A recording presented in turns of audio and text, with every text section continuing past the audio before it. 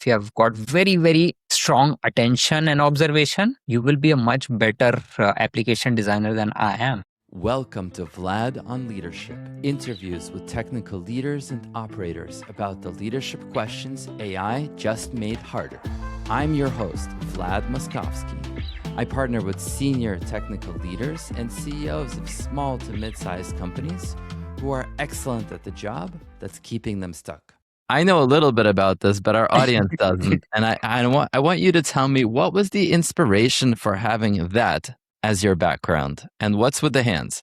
I thought like I created all this for this interview, but yeah, this is like genuine playfulness that I possess. So, and that's so nice, Vlad, you talked about the inspiration, because actually that is the genuine thing. So when I came to US for the first time, probably in 2005, I went to Adobe office in San Jose.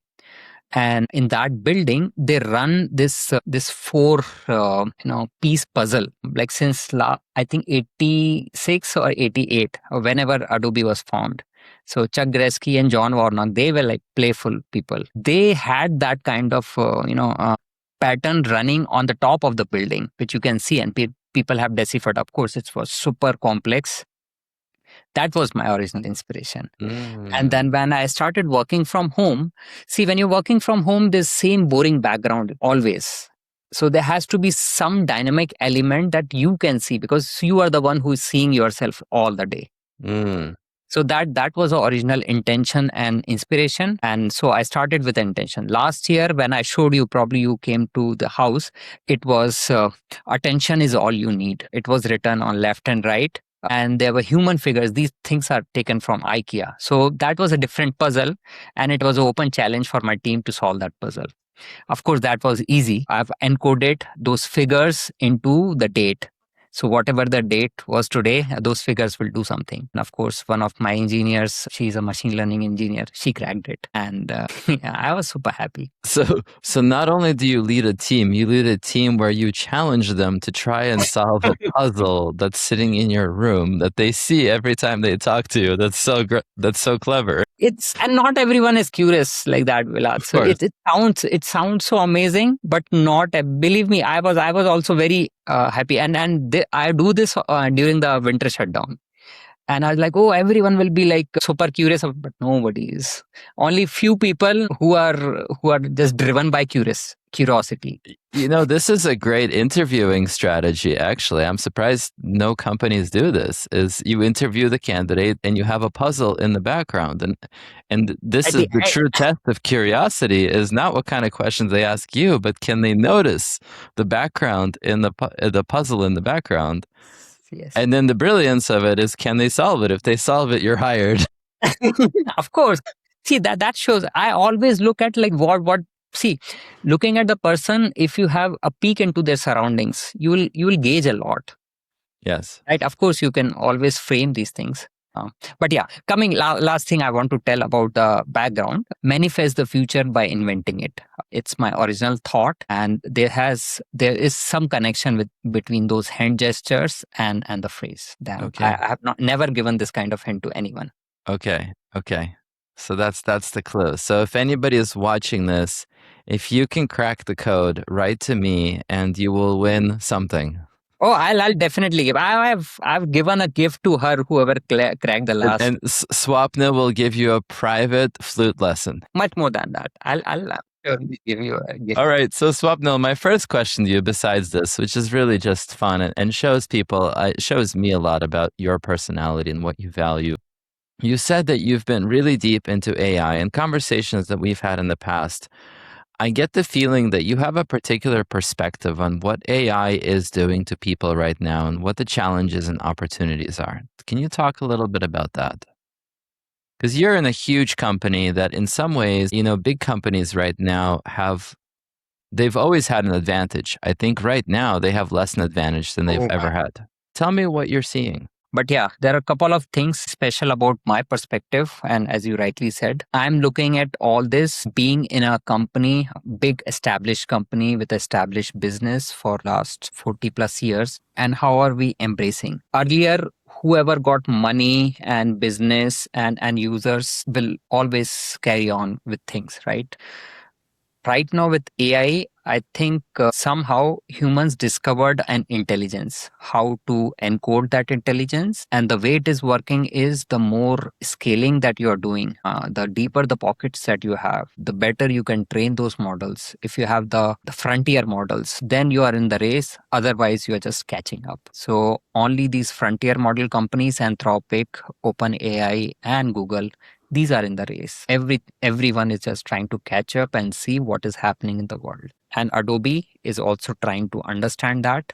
See, it's not that we don't have intelligence. We have amazing research teams. Okay, but for last 40 years, we have been researching how to be creative, how to empower creativity, how to be best in this business of offering tools to the creatives. Now suddenly, we invented intelligence which can do the creativity. So a lot of designers are also like struggling for their job. We are also trying to understand where do we fit? Where do we take all our knowledge of building these creative tools? How do we input that into the models or into the agents, which is written on top of the models? How do we do it? So all of us are like, there was code red in OpenAI because of Gemini and Banana. It's code red in Adobe, and we were trying to find what is the right solution. Do we have an agent along with all the players that that are building these chatbots, or we have our own chatbots? Writing chatbots is so simple. Like anyone can sit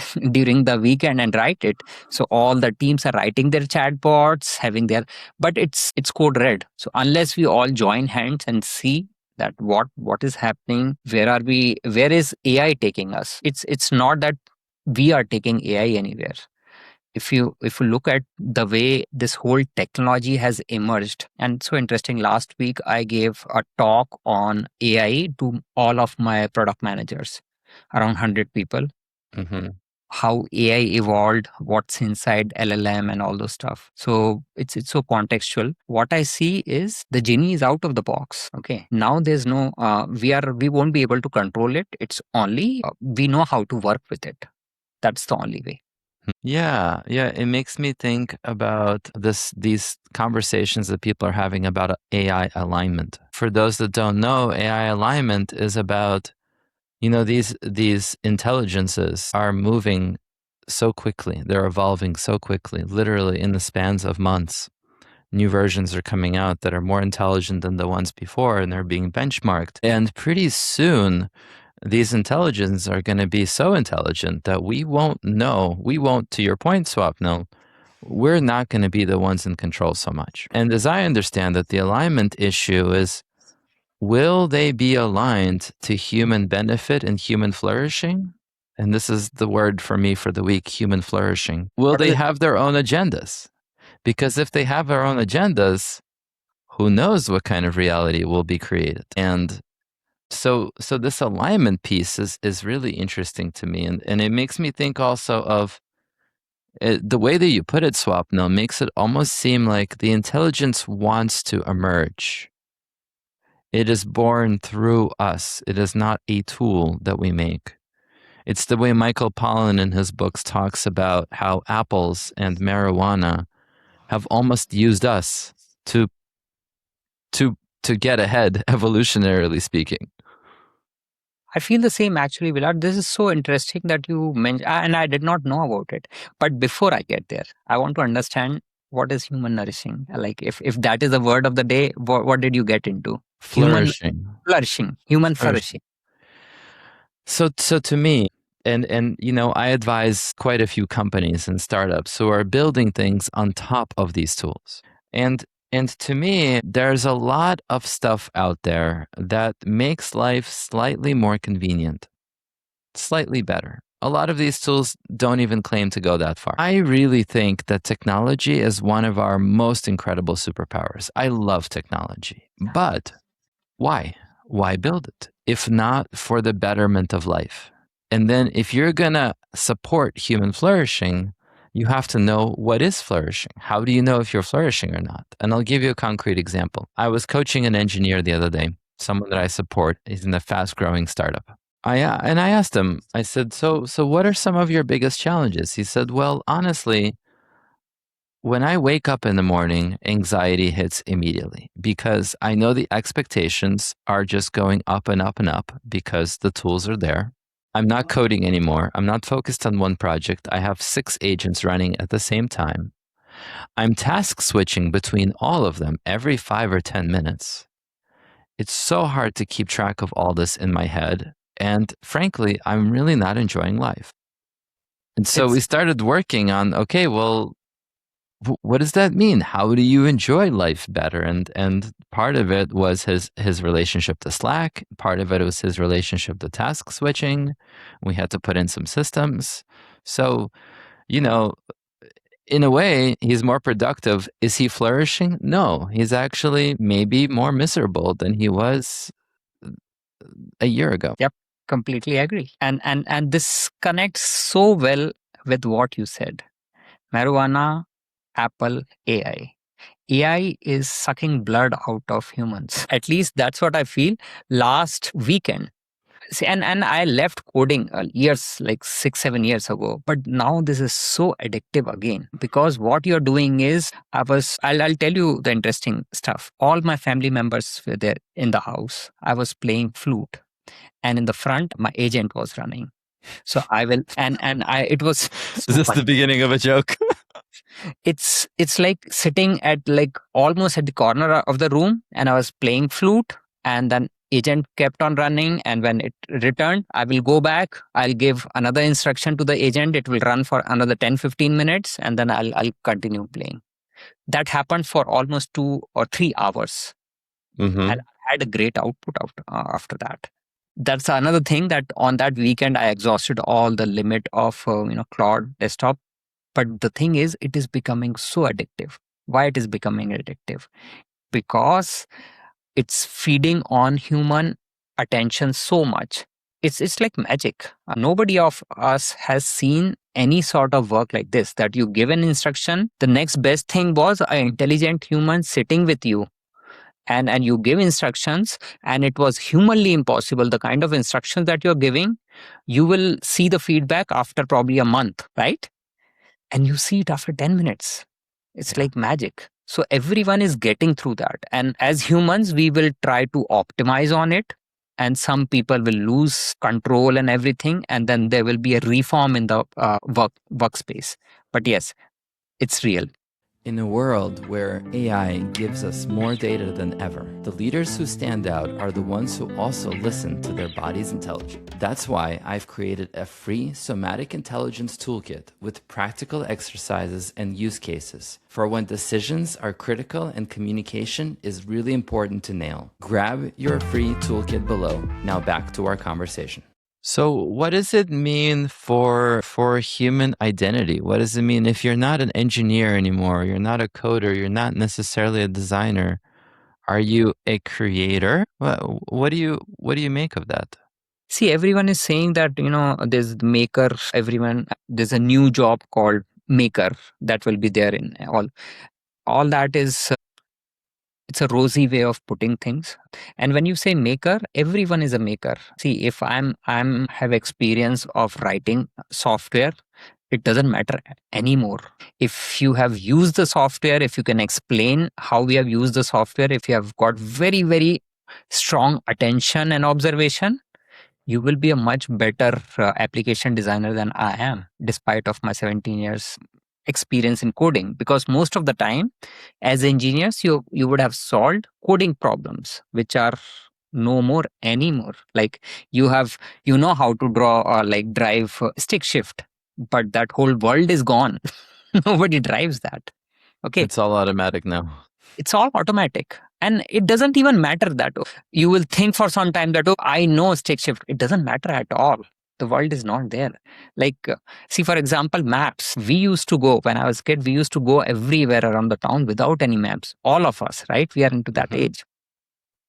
Now, nobody, like I have seen, if they even have to go to a familiar place, they will show the map because it gives you additional information like ETAs and other stuff.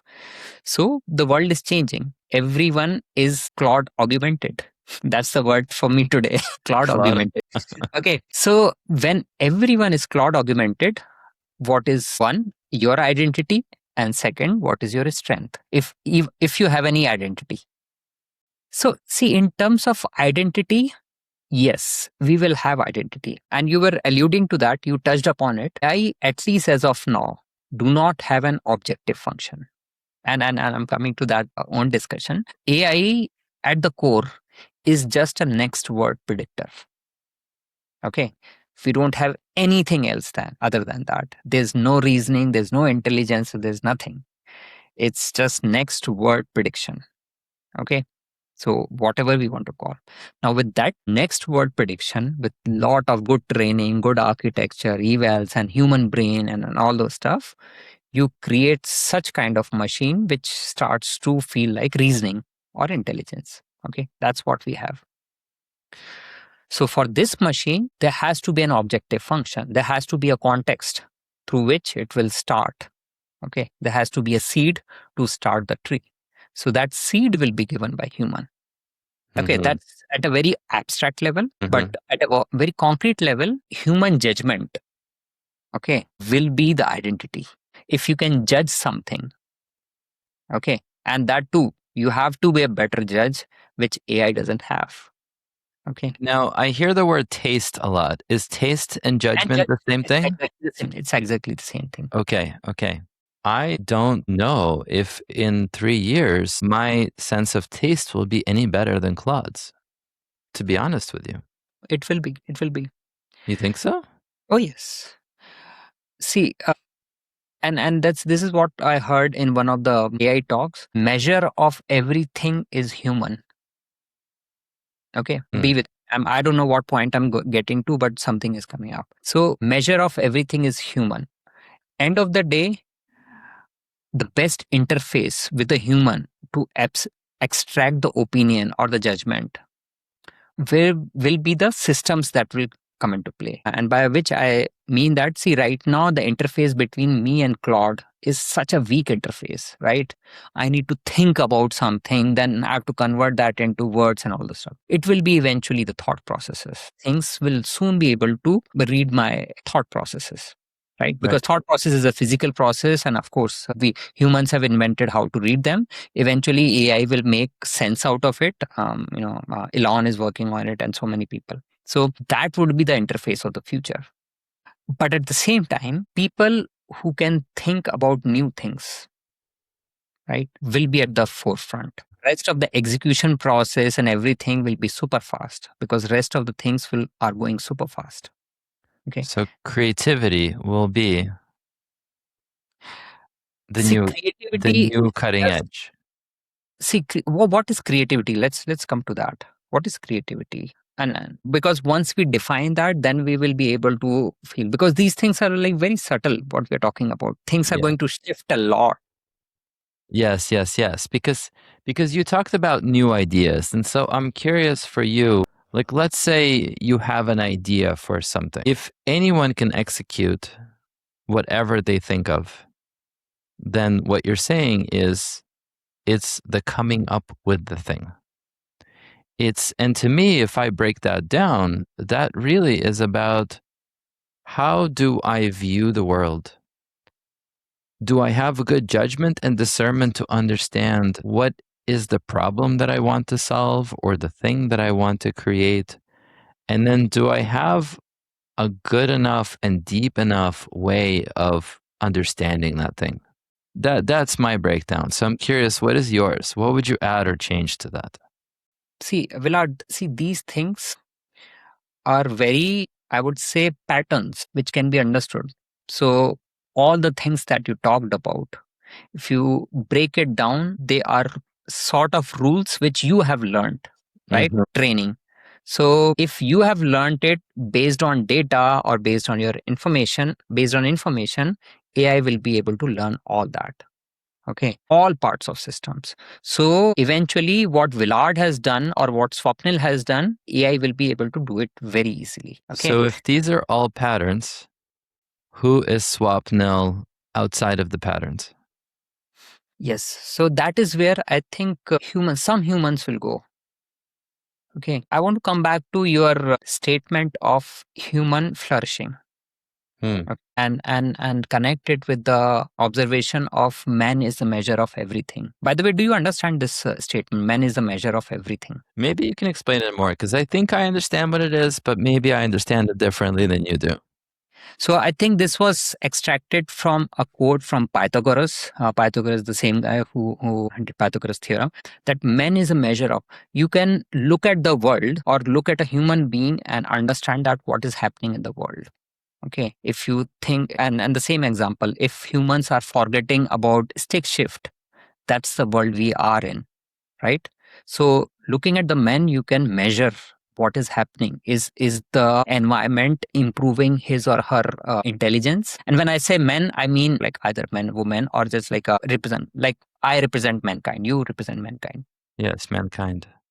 So Sam's statement shook me deeply, that any kid who is born after ChatGPT will never be more intelligent than ChatGPT. Okay, he said Yeah. that, and all of us know that is true. That's the worst part. Okay, so you know where I'm going. But lead me there. So if as humans we are getting to be common, because all of us are getting trained by the same intelligence, okay, we will become very, very common. We like the same things. We will, and social media is already doing that, and social media will be much more smarter. And see, chat gpt is no more than me about myself, and more than me about my wife knows less than what chat gpt knows. Like, we have been there together for 21 years. So these intelligence are going to program every human being. It's only few human beings who will understand this and try to get away, or probably try to conquer that and understand at a deep level what is it to be human. And this is the only statement that I'm going to make, because it is connected with Jaddu Bhai, Jaddu Krishnamurti, that the reality is beyond thoughts. If you know how to go beyond thoughts, that is where the truth is. Because thoughts is always limited. They are just the repurposing of memory, and thoughts and AI are the same thing. Okay, if you can think, AI will have that information. It's only the place where you go beyond thoughts, that is where everything is. And I don't want to get into that side of things because this is an AI podcast, but we will have another session around this. I mean, this is fascinating to me, Swapnil, in a way, because I do think that, you know, everyone is talking about AGI and super intelligence and all these things, right? But it's still at the level of data, information, thinking. Yes. And your question of if AI becomes super intelligent, AI will for sure shape how we think, just as I actually saw this really funny TED Talk recently that someone sent me, and they were showing statistics that ChatGPT was trained at some call centers in Nigeria. The initial data was trained by call centers in Nigeria. Wow. And in those call centers in Nigeria, there's certain words that are used more than, let's say, in North America or England. And it was showing up in ChatGPT's responses. And furthermore, now we're starting to see those words being used by more and more North American people because ChatGPT is biased towards those words, percentage-wise usage. Wow. You know, so in the same way that algorithms shape what you see when you're scrolling, the same way I completely agree with you is that we will be shaped by these tools, because it's so easy to be influenced, and we are all influenceable no matter how intelligent you think you are. So there is something to be said about what is there past this or beyond it, and it's the place beyond thought. Absolutely. Absolutely. And you know, I just ran a workshop, a session in San Francisco, with the question being, what is the connection between AI and your identity? Like, what do you make of it? And the thing that the main takeaway from this conversation that I had with about 25 people was that if the doing is done by AI, so it becomes less relevant. What's left is the being. Back to your point. So I'm curious. You have a teenage son. Yep. What advice do you give your teenage son, who up until recently, I believe, was actually quite certain that he wanted to go into computer science? I don't know if that's still true. So what advice do you give him for the future?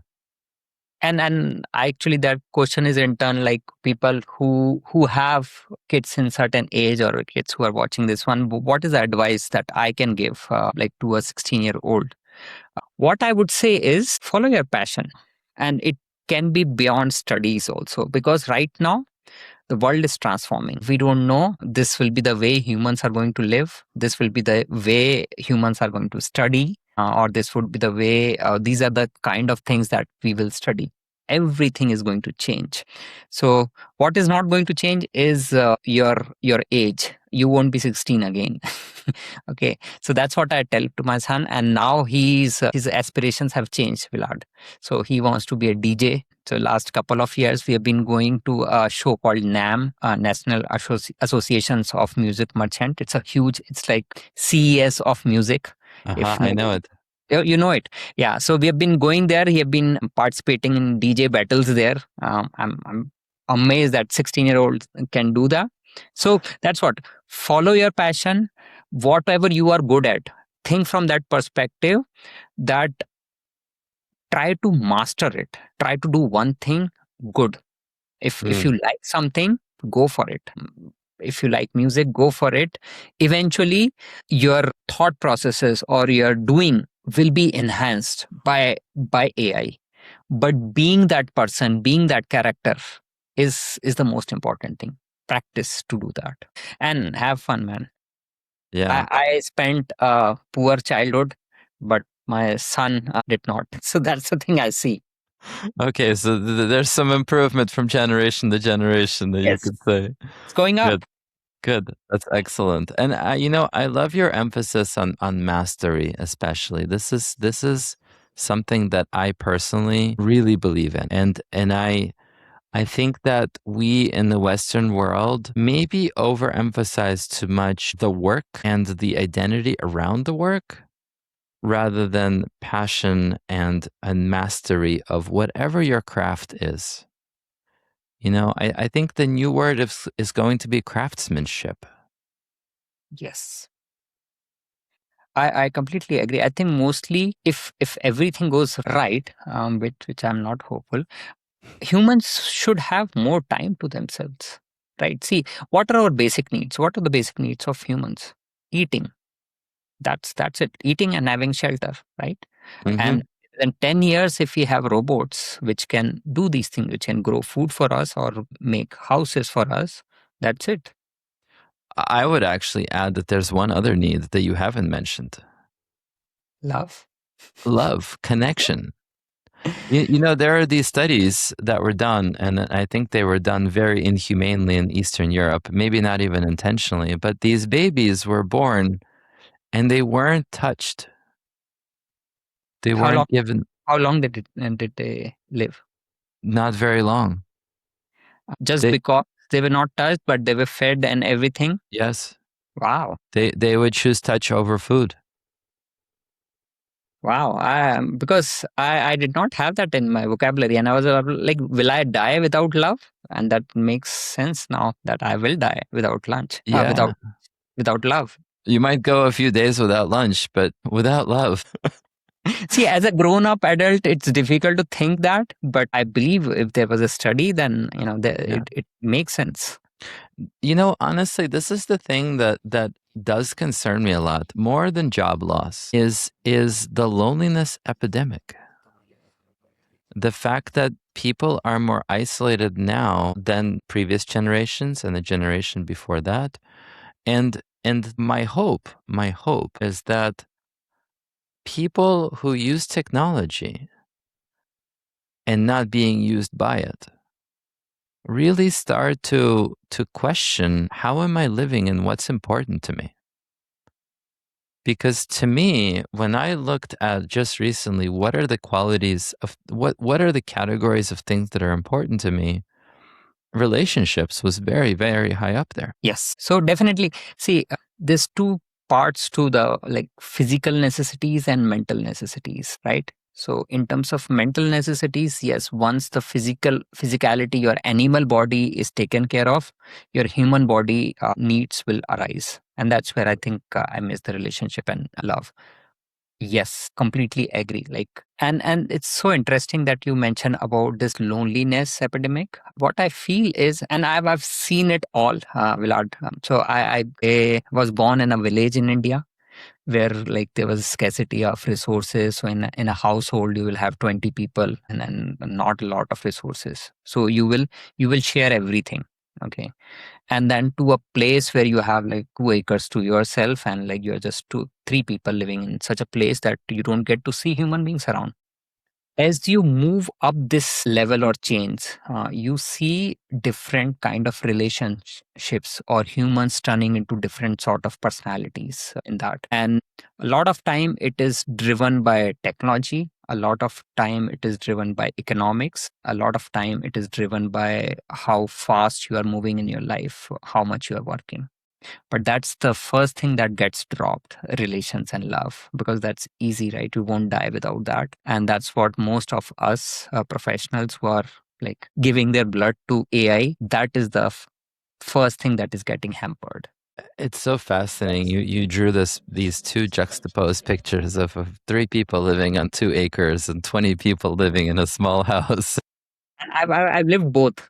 Yeah, and there's a question that's arising for me, and I don't know exactly how to ask it, but I'm wondering if you could pull, is there anything that you miss of those early experiences? Is there anything that you miss that is in that, your 3 people on 2 acres life? See, you of course you miss all those, this food that you miss, or the simplicity of things that you miss, or the thing that you don't have to worry that everything is super expensive, or if you don't work for a month, what will happen to the finances and all those stuff. In India, a lot of people are living on such a meager amount of money that even if they lose jobs and other stuff, they still continue to live. And I'm not saying for everyone, people who have like accumulated certain wealth, if they have. So the simplicity part of those things is very like I miss those part, but there are other parts to it which I completely do not miss. Yeah. So, I want to come back to your background of Hmm. manifest the future by inventing it. So, my last question to you, Swapnil, is how are you manifesting your future? For manifestation, first thing you need to understand is you need to think about the future. Okay, so what is the future that you want? Okay, is this future in alignment with what is happening in real life? Yes. So the future that I envision is AI is out, so that genie is out of the box. Okay, and it's what I feel like AI is like a kid which is growing up. Its initial speech is taught by Nigerians, and that's what that kid is teaching other people. And that's how it is going to be. See, what it's in a very infancy stage. The only way I leave a mark is I learn about this whole domain, the AI domain, inside out with all you got. And I got a lot of mathematics and computer science in me based on my academics. So what I'm doing is I'm learning everything about AI. And my objective is to create a system to disrupt the teaching of Indian classical music to the next generation of human beings. Not just Indian classical music, any sort of music to next wave of humans. What I realized in last 5 years is music is such a beautiful medium for human beings to get in touch with themselves. No other medium will like get you inside yourself. Only music does. So if I can teach how to teach this AI how to be very efficient in teaching human beings music, I would have done my job. So at least Mm. future flavors of AI will know how to, put humans at, meditative states and other stuff. So that's my objective. But first I need to understand this beast. I'm a huge fan of technology, obviously, but I also really love the arts. Yes. And And music, I know you love music also. and I love music also as well. And so I love that you are combining technology for the purpose of doing something in the arts, which I think does contribute to human flourishing. Yes. Absolutely. And you're inventing it. So there you go. And Willard, I just want to say I'm probably just a medium in between. I'm not doing all these things, so I'm just getting driven. So I've been driven right from my childhood, and the reason you asked me like why I shake up things, I still feel like a kid inside. Okay, so as a Mm, kid, I was fearless, and which I am still, and that gives you a lot of superpowers. excellent. Thank you. Well, I think I'll leave us with the word, may there be resonance. Yes, may there be resonance. It's straight out of music theory. Yes, yes, yes. It was nice talking to you, Willard. I really enjoyed this. It's a pleasure, Swapnil. Thank you so much.